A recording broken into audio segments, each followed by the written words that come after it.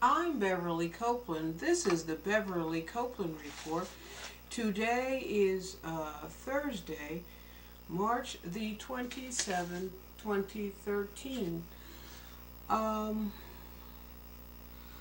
I am going to begin this series talking about the personal, and then I'm going to get into the political. I have a lot of things I'm going to talk about: cybersecurity, the Catholic Church, Homeland Security, North Korea, Myanmar, Burma, gay marriage, legalization of marijuana, which I oppose, and I have a very, very cogent argument for that.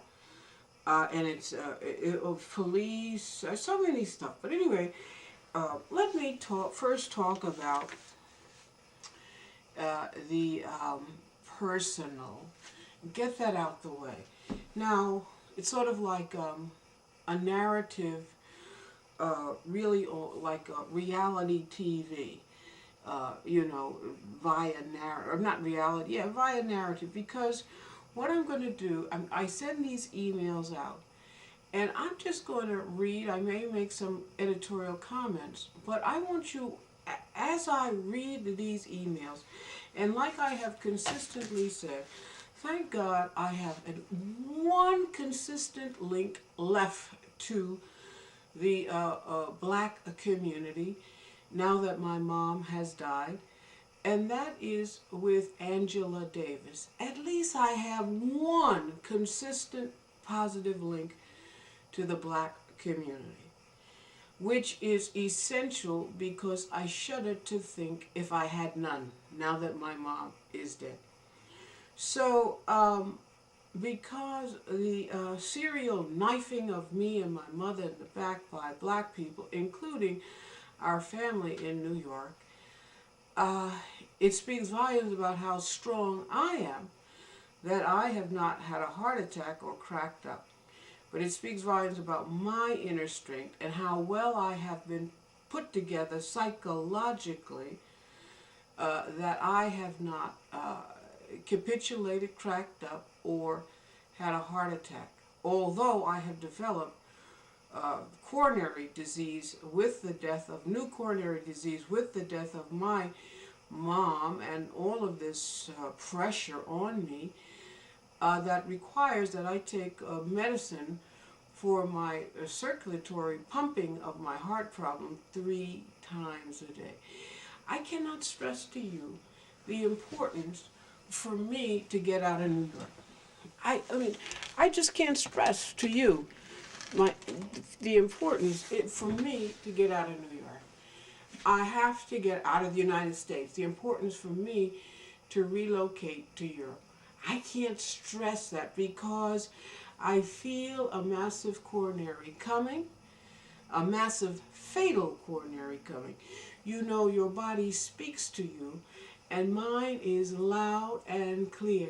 Get out, get out, get out. America is in a free fall.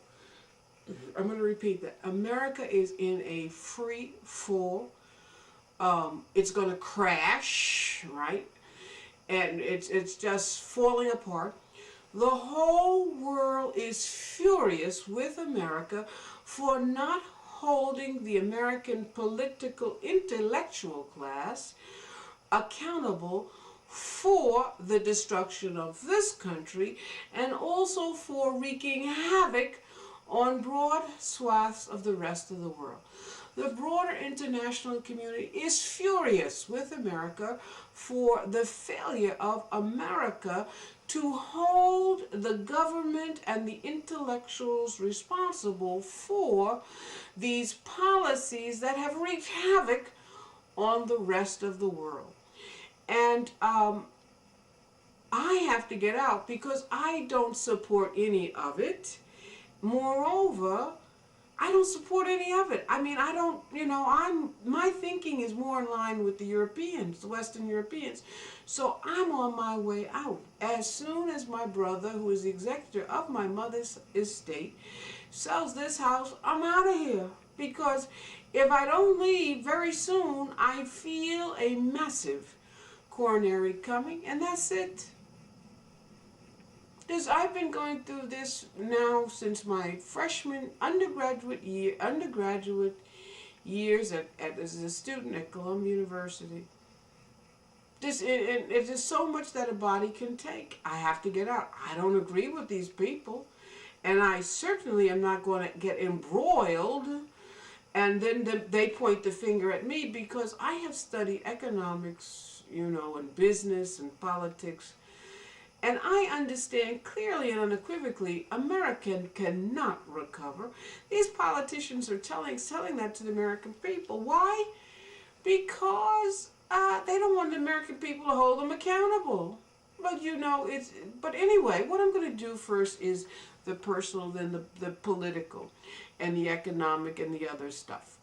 But let me say this. I'm going to read it, and before I do, let me say this. Activists from left to right have been telling me for years that my problem is the political leadership in this country, the Democratic and Republican. One big problem with that, I am an unaffiliated voter. I am not registered as a Democrat or a Republican. I'm not registered as anything. I'm unaffiliated. Even if I were a Democrat, I'm not a slave of anybody. All that I am obligated to do as a citizen of these United States, under the Constitution of these United States, is to follow the laws of the land, to be a law-abiding citizen. That is what all Americans, that's all we are required to do, is to follow the laws of the land. That's it. That's what I do. So let me just I'm just going to, in the interest of time, I'm just going to read these emails sent to my brother, etc. Now I want you to decide, based on what I send and read in these emails, am I the victim of an attempted political hit? Or is it just I have horrible, horrific bad luck? But I send these emails to a distribution of people, especially Angela Davis, the activist, because it works. Unfortunately, the Bronx DA's office told me to stop, Cap, to stop sending him email. He said to talk to the police. But so I just read that today. He had sent it a few days ago. But if you can't send it to your local prosecutor's office, it's sad. That's why I have to get out this country. Nobody is helping me. Nobody helped my mother. Nobody's helping me. So why would I stay? It's like asking me to be a punching bag. I've developed a heart condition as a result. Why would I stay here? The police aren't doing anything. The DA isn't doing anything. Nobody's doing anything.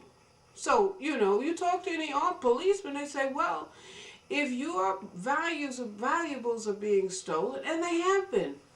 Artwork has been stolen. Jewelry has been stolen, my and my mom's. Silver has been stolen. China has been stolen. Even shoes. I used to work on Wall Street. I had custom-made shoes. They were stolen. Clothing. Someone put holes in my socks. They stole my socks. I got new underwear. I'm an old lady. Some pervert stole my underwear. It's sick. It's sick. And the cops do nothing. The DA does nothing.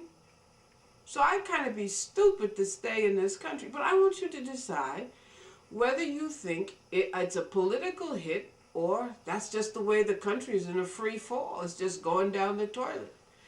Is it me or what is it?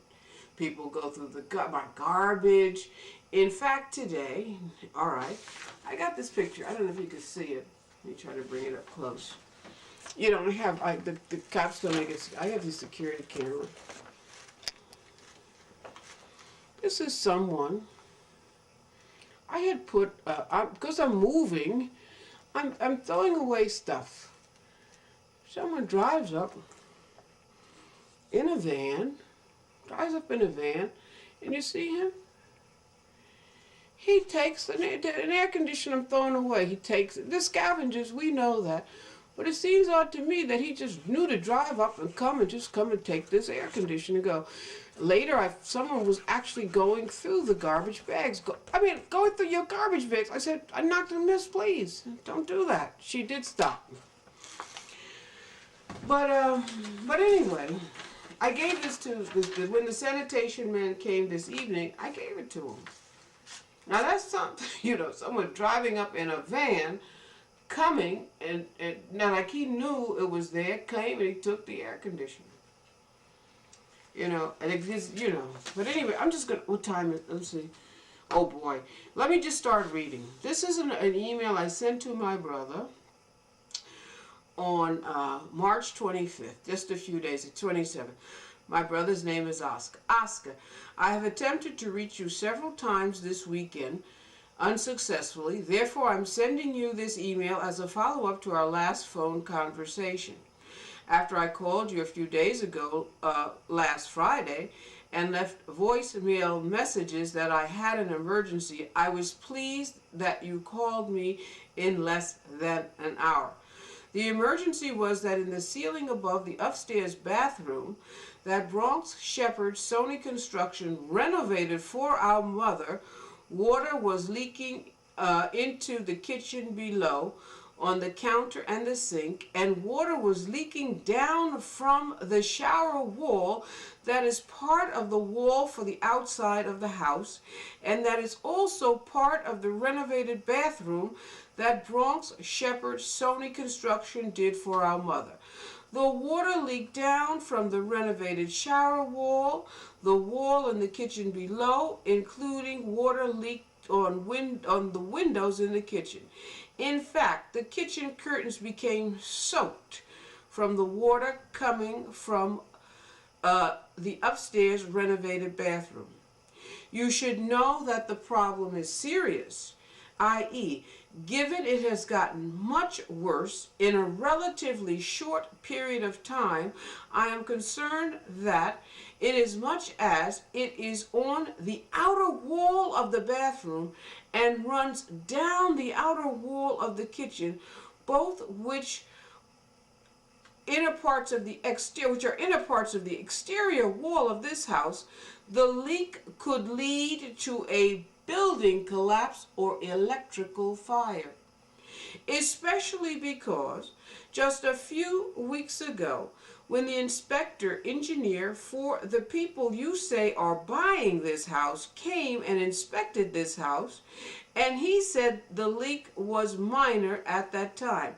Not to mention when I showed the Department of Buildings inspector the water marks in the ceiling in the kitchen from the renovated bathroom leak last year, he said the leak was small at that time and not a problem.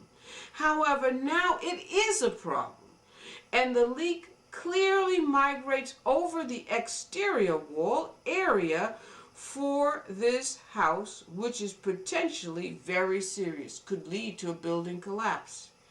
As I mentioned to you on Thursday, 3 detectives from Bronx Narcotics had come to this house after one of them, Detective Jones, had called me the day before on Wednesday to come to meet with me to discuss my concerns about the neighbors using drugs. That was before the leak. It was almost as if it was like a retaliation, then this leak the next day. Nevertheless, the detectives expressed concerns about me, a disabled person, on a bad day being trapped in this house because of an electrical fire. They came about 3 in the afternoon on Thursday. I explained that I smelled dope coming from the attached house, the Manna-Galt family home. I said the problem is very bad and something should be done about it. I said they have 2 daughters living with them and I believe both use drugs. I said I smell the dope along the length of the attached wall, which I do, from the closets to the wall, from my mom's bedroom, to the bathroom, the kitchen, the hall, all of the basement, that whole area, the closets, everything. They asked me what dope that I smelled, which dope was it that I smelled? I said I was clueless because I do not use dope. In fact, as I informed the detectives who came on Thursday, I had last used dope in the early 1970s, over 40 years ago. That is the truth. When I was a student, in fact, the only dope I ever used was marijuana. Moreover, I rarely used it. I didn't like it. My college roommates and friends will all confirm that fact. I.e., as a college student, I rarely even smoked marijuana, and selected friends who, with one or two exceptions, did not use dope either. My college roommates would say, basically after freshman year, no, I didn't use it at all, period. In fact, I can honestly say that I've not had any dope since the early 1970s. Moreover, I live like a Franciscan monk by choice, and have not used any dope, and have not had even any alcohol. Not even a glass of beer or wine. I haven't had any alcohol in over a decade. Not even a glass of beer or wine socially. As I told the cops, I am a retired old lady who lives like a Franciscan monk. So a lot of things are over my head. So I could not answer the question of what kind of dope the neighbors use. I do not know if it was crack cocaine, if it was heroin, if it was marijuana, or a combination of dope. I only know it is dope because I was told is the dope that they are using. Unfortunately, the detective said cops would not prosecute, i.e. their hands are tied. So when they said that, it was like, I see why when I call the cops when they're smoking dopes, the cops have never come to this house to check it out. However, they said they would speak with the Manigault family about dope usage, which is good. What I find particularly interesting is the fact, and it is a fact, is that the Manigault girls and whoever else may be smoking dope and the fumes coming into this house became a big noticeable problem after I aired on my TV show the results of my labs that showed that I did not even have a trace of any dope or any alcohol in my blood or urine. What's going on, Oscar? I hate America. I hate Jews. I hate Columbia University. I hate New York University. I hate you, Oscar, and Linda, and the rest of the family in New York. Keeping it real, I hate America, and I hate most Americans. As I informed Detective Jones and Manny DeCruz of MC Home Improvement, the minute you sell this house, I am relocating to Europe. Moreover, as I informed Detective Jones and Manny DeCruz, I am not leaving this house until you sell it, Oscar, because if I leave before you sell it, you will move in and never sell this house. Is that your plan, Oscar, to force me out working with slimy Jews and slimy politicians so you can move in this house and never leave, inasmuch as you are the executor of our mother's estate? Given the hatred I have for America and the hatred I have for most Americans and the hatred that Americans have for me, I do not understand why they have not facilitated my exit from this country without any problems or without any strings attached. It's a mutual hatred. Why not? Envy of my genius.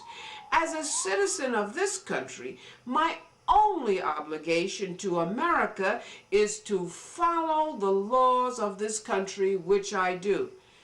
That is all that I and every other citizen of this country is obligated to do.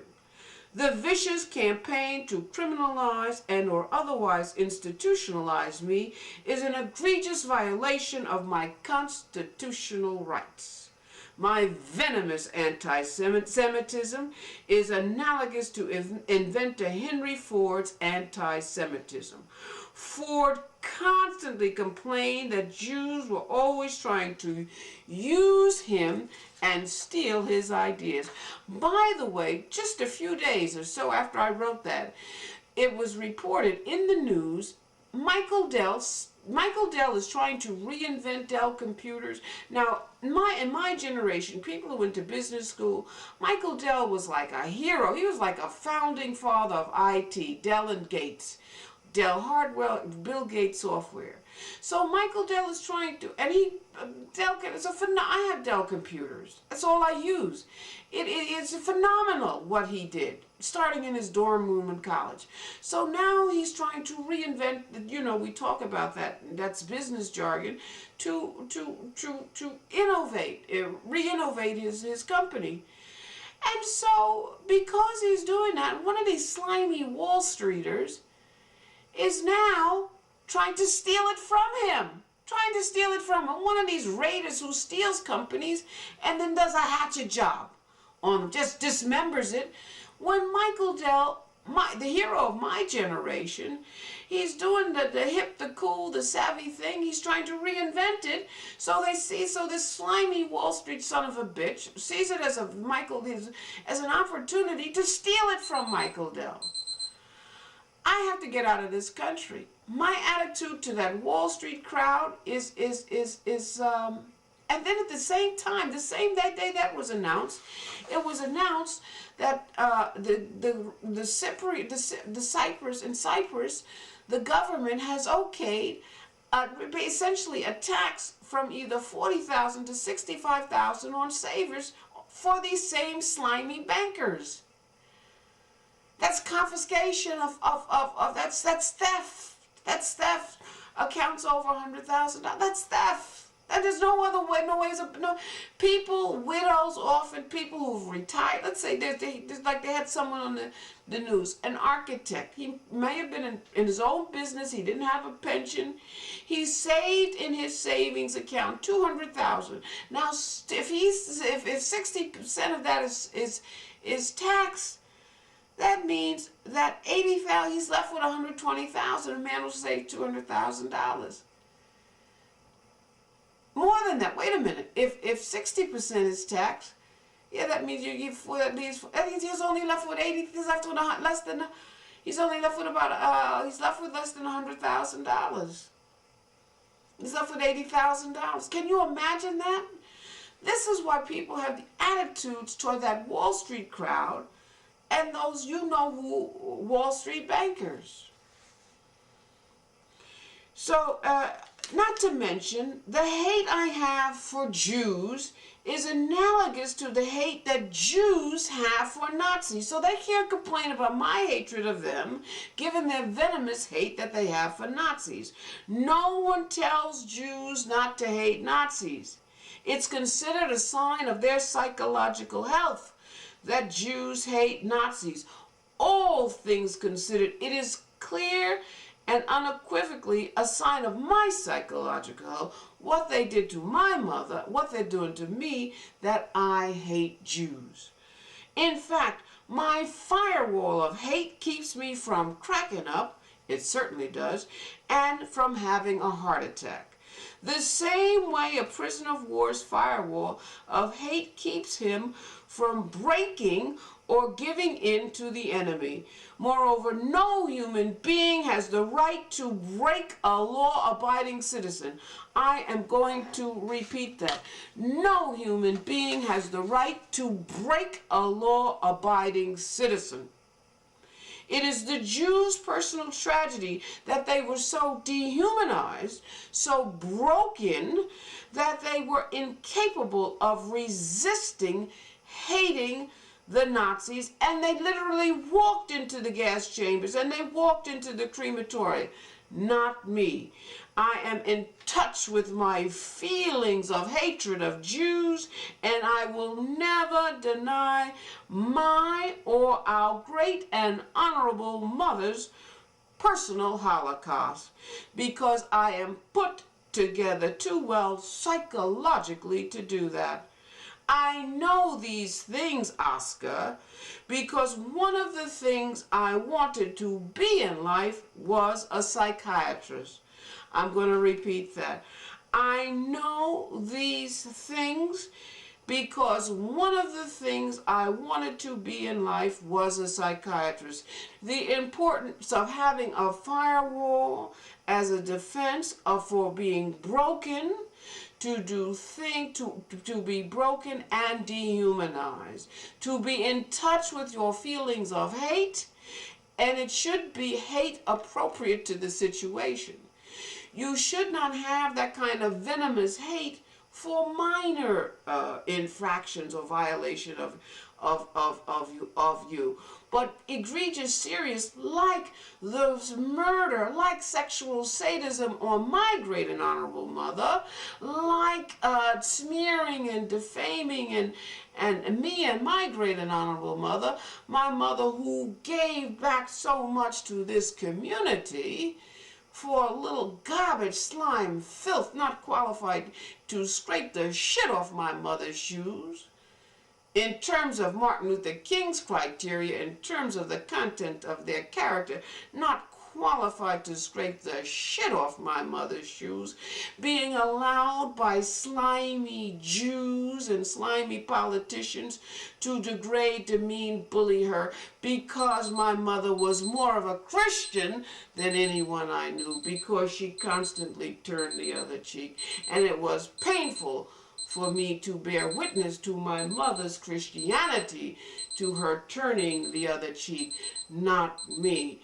My mother would be alive today if, like me, she had a firewall of hate to protect her from being vulnerable to the filth that violated her so egregiously. I'm Beverly Copeland. This is part 1, to be continued next time.